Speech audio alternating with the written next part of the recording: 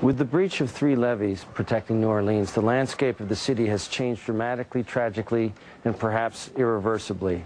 There's now over 25 feet of water where there was once city streets and thriving neighborhoods.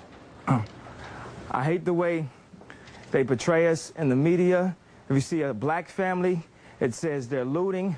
If you see a white family, it says they're looking for food. And you know it's been 5 days because most of the people are black.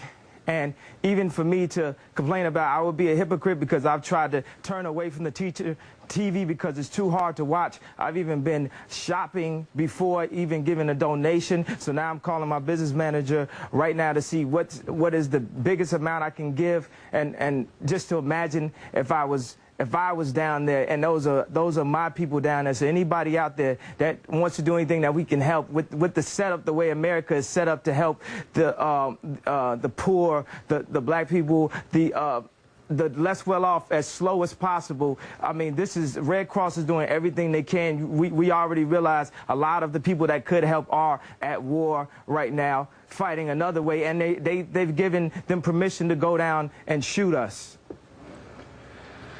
And subtle, but in even many ways more profoundly devastating, is the lasting damage to the survivors' will to rebuild and remain in the area. The destruction of the spirit of the people of southern Louisiana and Mississippi may end up being the most tragic loss of all. George Bush doesn't care about black people. Please call.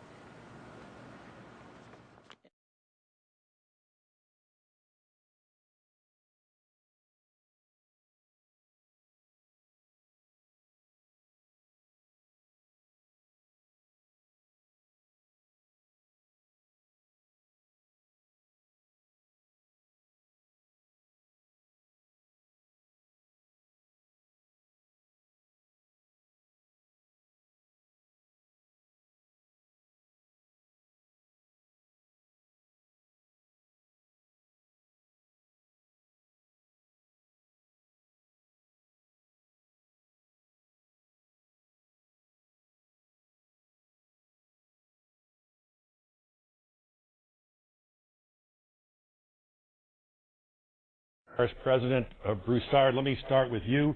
You just heard the Director of Homeland Security's explanation of what has happened this last week. What is your reaction? We have been abandoned by our own country.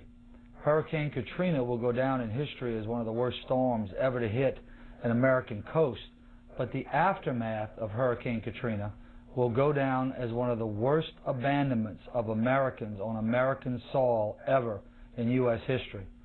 I am personally asking our bipartisan congressional delegation here in Louisiana to immediately begin congressional hearings to find out just what happened here, why did it happen, who needs to be fired, and believe me, they need to be fired right away because we still have weeks to go in this tragedy. We have months to go. We have years to go. And whoever's at the top of this totem pole, that totem pole needs to be chainsawed off, and we've got to start with some new leadership. It's not just Katrina that caused all these deaths in New Orleans here. Bureaucracy has committed murder here in the greater New Orleans area, and bureaucracy has to stand trial before Congress now. It's so obvious. FEMA needs more congressional funding. It needs more presidential support. It needs to be a cabinet-level director. It needs to be an independent agency that will be able to fulfill its mission to work in partnership with state and local governments around America. FEMA needs to be empowered to do the things that was created to do. It needs to come somewhere like New Orleans with all of its force immediately, without red tape, without bureaucracy, act immediately with common sense and leadership and save lives. Forget about the property. We can rebuild the property. It's got to be able to come in and save lives. We need strong leadership at the top of America right now in order to accomplish this and to reconstructing FEMA.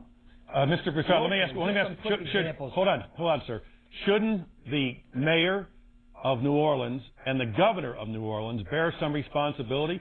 Couldn't they have been much more forceful, much more effective, and much more organized in evacuating the area? Sir, they were told, like me, every single day, the cavalry's coming. on a federal level, the cavalry's coming, the cavalry's coming, the cavalry's coming. I have just begun to hear the hoofs of the cavalry. The cavalry's still not here yet, but I've begun to hear the hoofs, and we're almost a week out. Let me give you just 3 quick examples. We had Walmart deliver 3 trucks of water, trailer trucks of water. FEMA turned them back. They said we didn't need them. This was a week ago.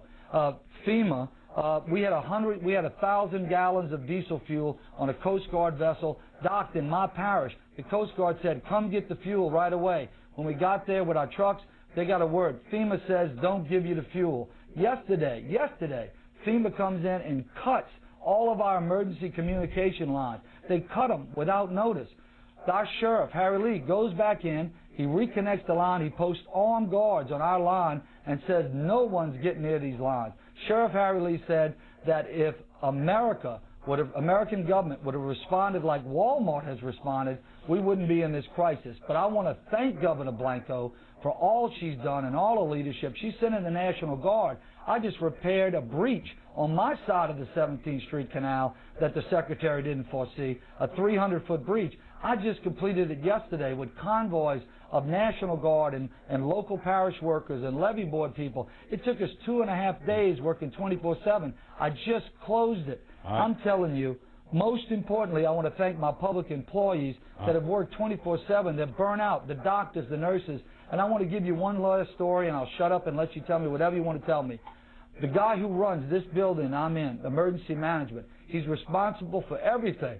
His mother was trapped in St. Bernard nursing home, and every day she called him and said, are you coming, son? Is somebody coming? And he said, yeah, Mama, somebody's coming to get you.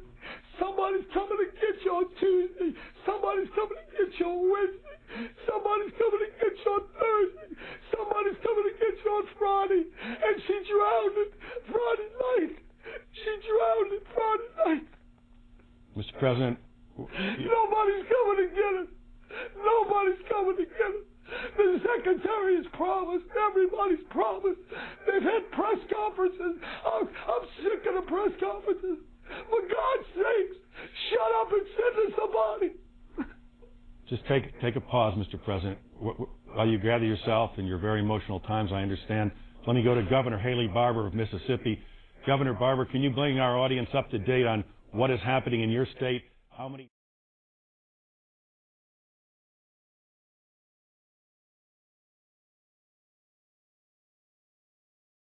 Meanwhile, they survived a natural disaster, but are some Hurricane Katrina survivors now at risk from man-made dangers? We're keeping them honest, and our Sean Calebs is here now with new information about a controversy over FEMA trailers. This involves a little bit of a fight, if you will, between FEMA and the CDC.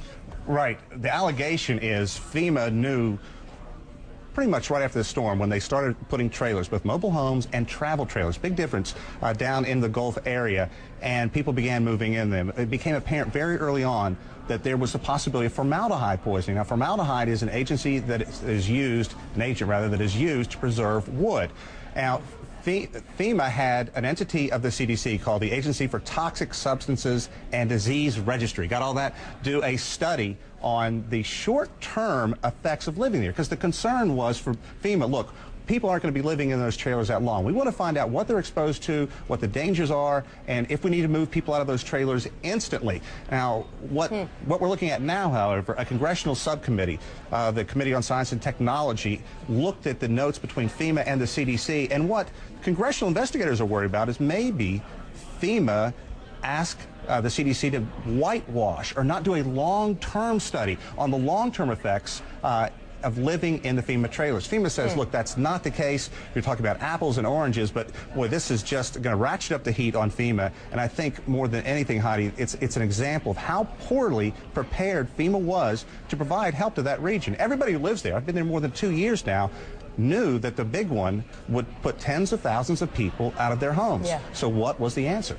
Well, I wonder, because I'm not sure I understand the difference between these travel trailers and the actual FEMA trailers that we had heard so much about, that they had so many of them just sitting around and nobody was really moving into them. That's a great point, because a travel trailer is a thing you've seen people hook up to the back of their truck, take to the lake for a couple of days. People aren't supposed to live in those for 18 months. It's not supposed to happen. So what you had, whole families living in just a few hundred square feet. They were looking at them right now. Can you imagine a whole family living in that? So what happens? The floor buckles, you expose the plywood to people living in there. And what is an agency used to preserve that plywood? Formaldehyde. Also, the roof on something like that, it's supposed to be caulked periodically. People didn't get a whole lot of advice when they got the FEMA trailer. Here's the best way to take care of the trailer. So that's what we're looking at. Wow. Well, that's a heck of a story. We will continue to follow that one alongside you. Sean Caleb's for us this morning.